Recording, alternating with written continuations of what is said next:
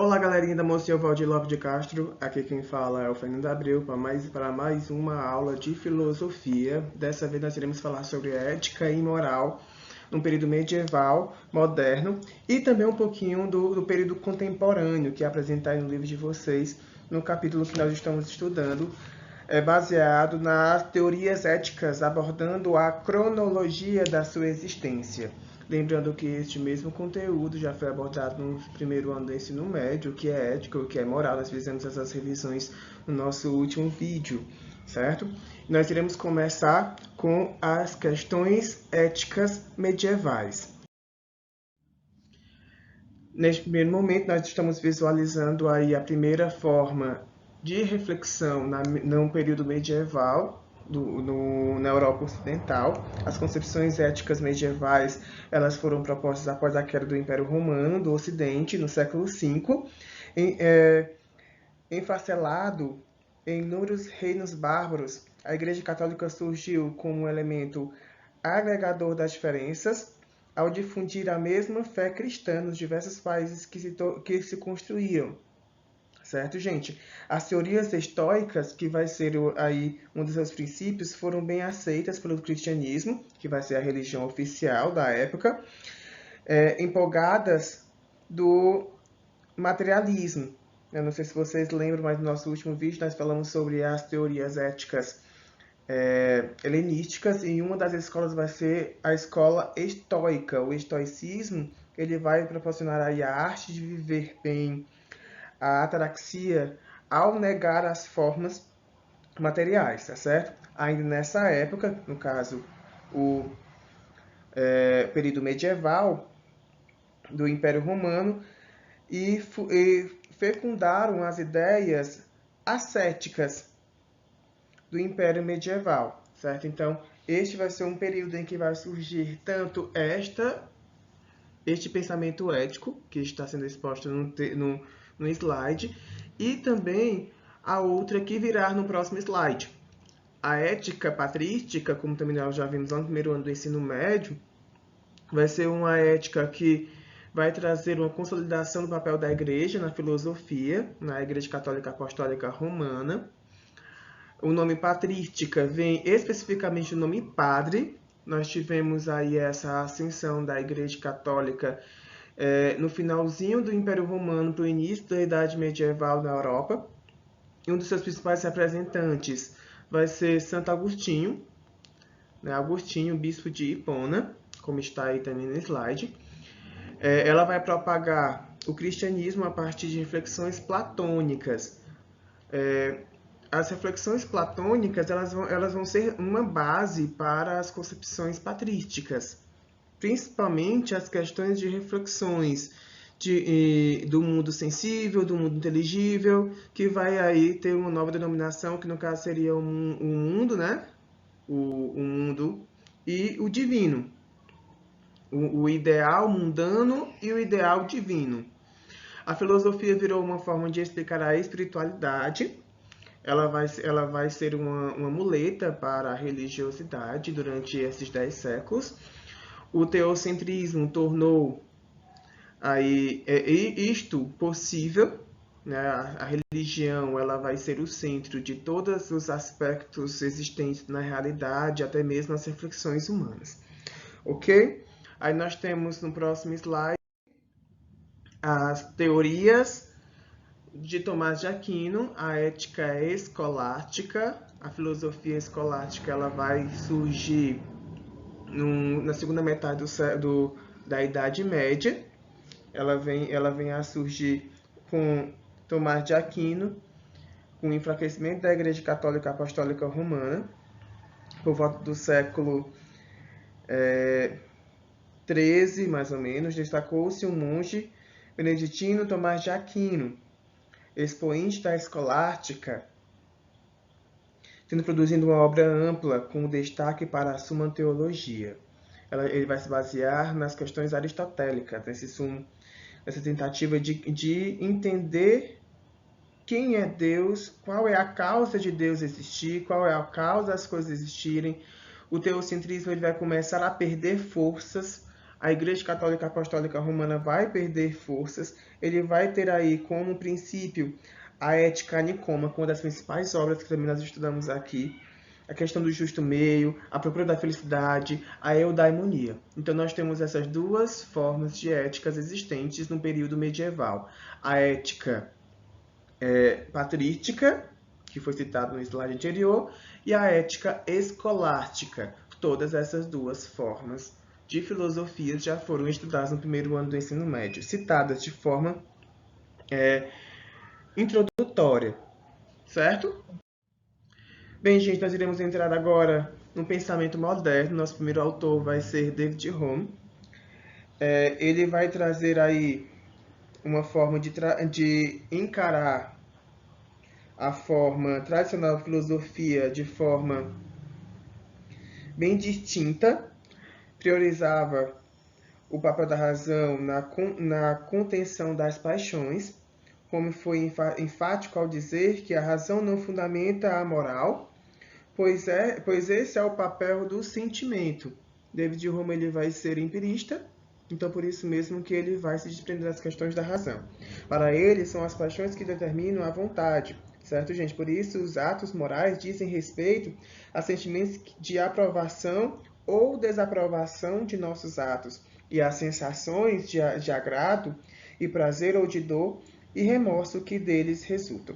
Cabe apenas à razão discutir o que é verdadeiro ou falso, enquanto os atos morais requerem juízos de valor, juízos pessoais, juízos individuais, que nos ajudam a identificar as ações como boas ou más, como virtudes ou vícios, de forma em que os sentidos, os sentimentos, aquilo que se vê, aquilo que se toca, aquilo que se acredita, está na realidade em que as pessoas elas visualizam. Ele vai ser extremamente ascético, traz aí essa questão de acreditar naquilo somente que vê, como forma empírica. O máximo que a razão pode fazer é colaborar com as paixões, segundo este autor, de forma a orientá-las. Aí no slide você pode ver aí um pequeno texto resumido daquilo que eu estou falando. Vamos ver rapidamente. São as paixões que determinam a vontade. Por isso, os atos morais dizem respeito a sentimentos de aprovação ou desaprovação de nossos atos e às sensações de agrado e prazer ou de dor e remorso que deles resultam. Lembrando a diferenciação entre desejo e vontade, também aí um conteúdo que nós vimos no primeiro ano do ensino médio, ao analisarmos o que era a ética. A vontade, ela vai ser diferente do desejo, pois vai haver aí uma escolha em que os indivíduos eles vão trazer aí um direcionamento para as suas vidas. A razão, ela pode colaborar com as paixões, com os sentimentos, com aquilo que é sensível, apenas orientando-as, já que as pessoas elas vão ter aí a questão das suas escolhas, a partir daquilo que elas estão visualizando. A ética, a reflexão e a moral, elas vão ser colocadas em pauta por David Hume. Ok? Nosso próximo autor vai ser Immanuel Kant. O pensamento de Hume, ele provocou em Kant a reflexão sobre os limites do conhecimento e, consequentemente, sobre o fundamento da ética.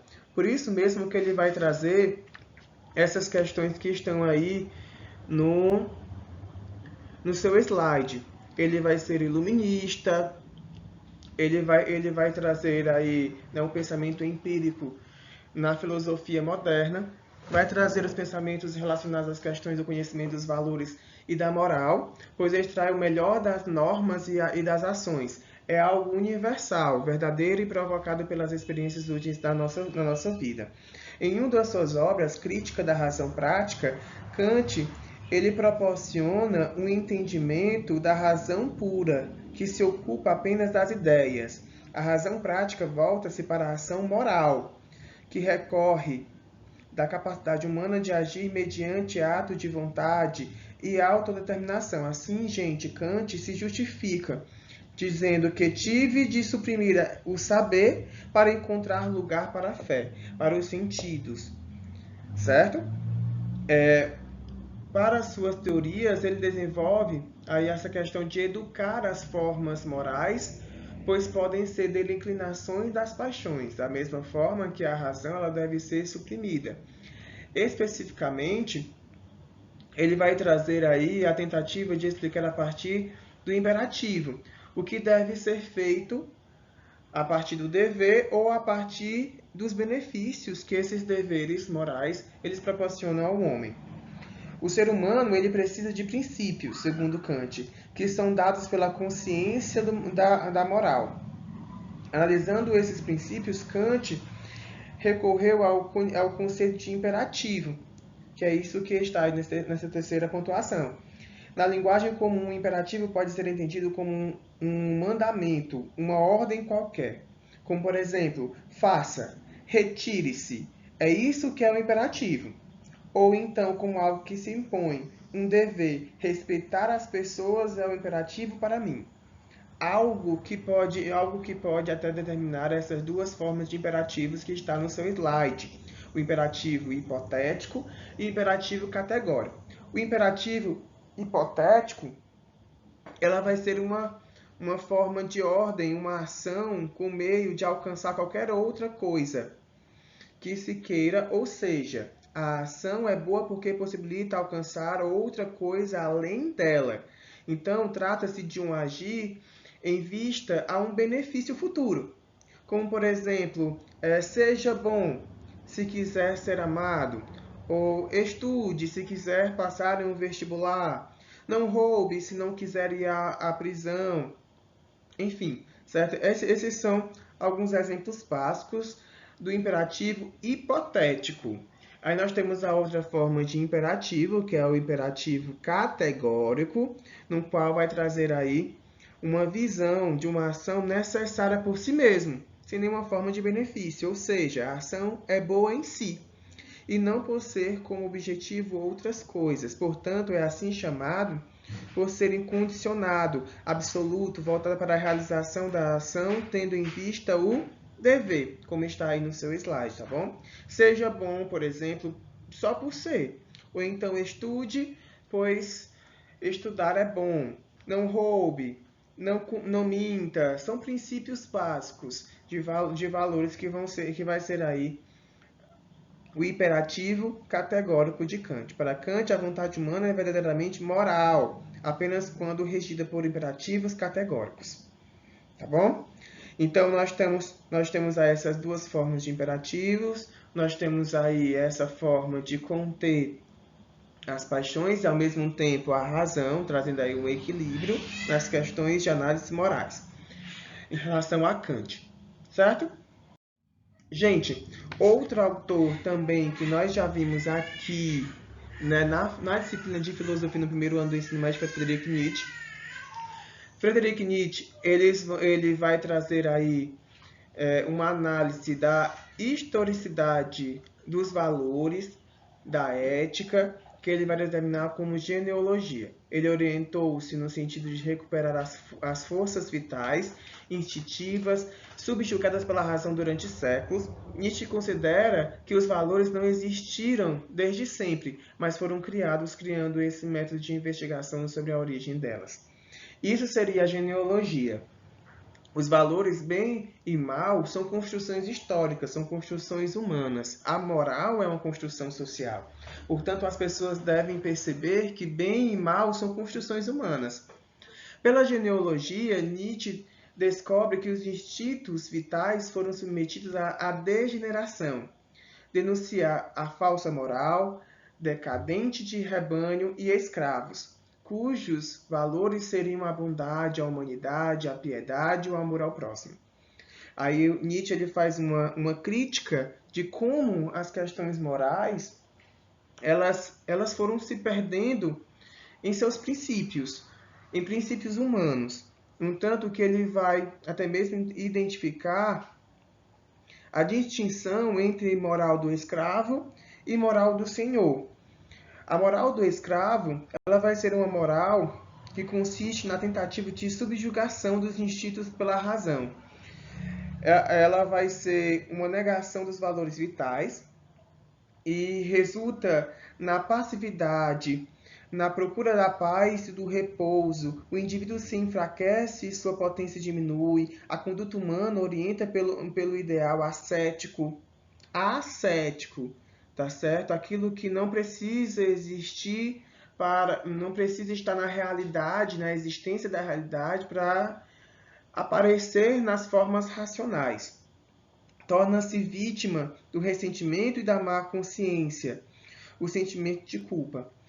Ao criar a noção de pecado, por exemplo, o sentimento de culpa torna-se um ressentimento voltado contra si mesmo e inibidor da ação. Essa vai ser aí a moral do escravo, algo que vai trazer um temor daquilo que não se sabe. A razão ela vai ser de forma ascética, vai ser de forma abstrata, vai ser de forma platônica.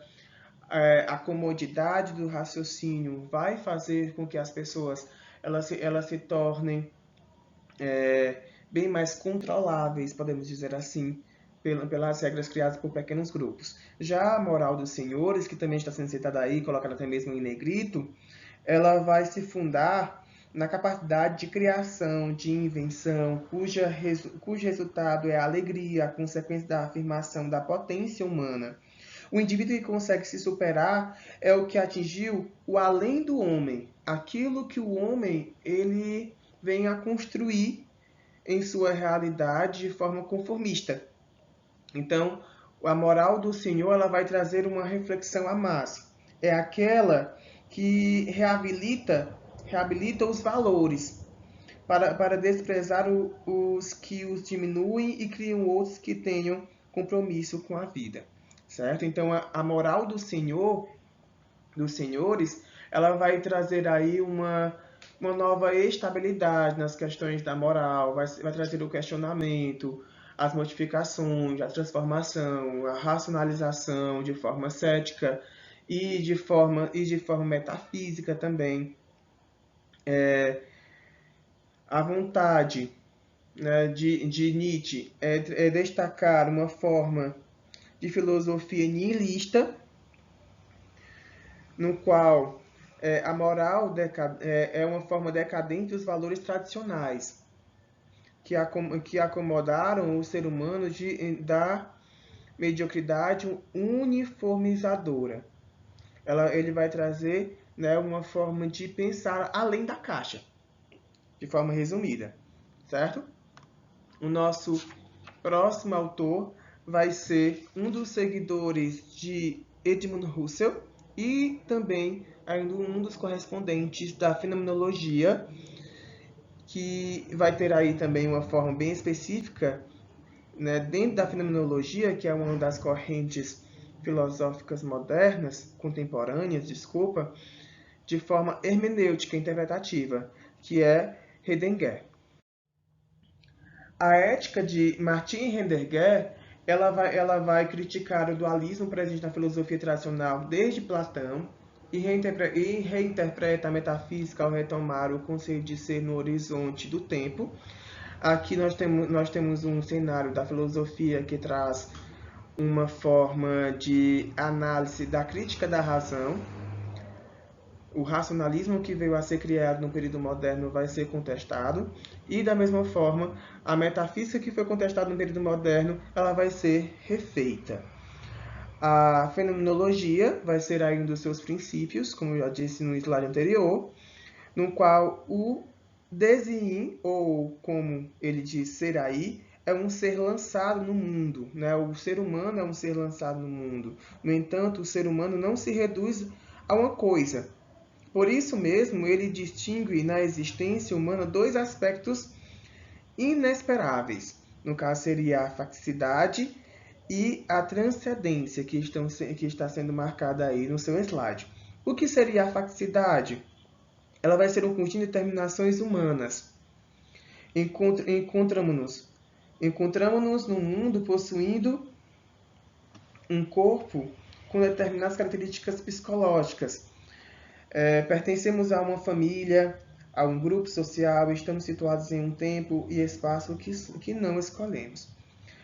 E a transcendência, ela vai ser uma forma ética de ir também além daquilo que nós recebemos pela sociedade, tá bom? Que é o que está aí também em negrito. A transcendência é uma ação pela qual o ser humano ele executa um movimento, a liberdade humana, enquanto a facticidade, como foi dito anteriormente, é um conjunto de determinações humanas que já existem. A transcendência é a ação pela qual o ser humano ele executa o movimento de ir além dessas determinações, não para negá-las, mas para lhes dar sentido e orientar suas ações nas mais diversas direções. A transcendência é a dimensão da liberdade humana. Tá certo? Então, nós temos aí essas três conceituações trabalhadas pelo fenomenologista Heidegger em sua ética. A questão do ser aí, do ser humano que existe, mas não como uma coisa, mas como um ser racional. Vai existir um ser no mundo, como o ser humano não constitui uma consequência separada do mundo, ele vai ser também analisado como uma coisa, mas uma coisa racional. Da mesma forma, ele vai trazer as consequências da construção moral, no qual vai trazer aí a facticidade e a transcendência, algo que já é trazido pela sociedade, e a transcendência é aquilo que traz a liberdade do ser humano. Ok? E o nosso último autor vai ser Jürgen Habermas. Jürgen Habermas vai ser da segunda geração da escola de Frankfurt. Essa escola ela vai ser contemporânea. Ele vai trazer aí o desenvolvimento do agir comunicativo como uma forma de explicar tanto a ciência quanto as tecnologias econômicas e políticas, e da mesma forma as construções morais e éticas. A sua interpretação do mundo vai se basear nas questões linguísticas, tá bom? Em que a tendência iluminista poderia nos ajudar no impasse da busca dos fundamentos da moral. Essa vai ser uma das principais questões que o filósofo Jürgen Habermas traz, que desenvolveu na teoria da ação comunicativa, que é uma das suas principais teorias. Conceito básico para a compreensão da chamada ética do discurso. Certo? A ética do discurso, ela vai recorrer a uma ação para sua fundamentação baseada na comunicação. Tendo muita presença das questões de Kant, o conceito da razão em Habermas, no caso seria esta, né, a ação comunicativa, não se reduz ao de razão reflexiva, mas é ampliada para uma concepção da razão comunicativa. Enquanto aqui é trabalhado nas concepções kantianas, o juízo categórico se funda num sujeito e supõe a razão monológica. O sujeito em Habermas, ele vai ser uma forma descentrada, porque a razão comunicativa se apoia no diálogo, na interação entre os indivíduos do grupo, mediada pela linguagem, pelo discurso. Certo, gente? Então, a ética de Habermas ela é baseada nas questões da comunicação, do agir comunicativo, que vai ser uma das suas principais teorias. Ok? Se existir alguma dúvida, nós estamos em disposição nas redes sociais.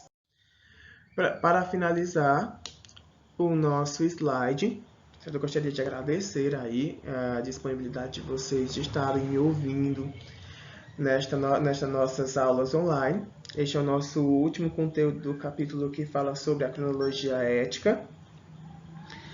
Nós temos aí, eu trago para vocês uma frase de Nietzsche, um autor citado aqui nesse slide, em que ele diz: a felicidade é frágil e volátil, pois só é possível senti-la em certos momentos. Na verdade, se pudéssemos vivenciá-la de forma ininterrupta, ela perderia o valor, uma vez que só percebemos que somos felizes por comparações.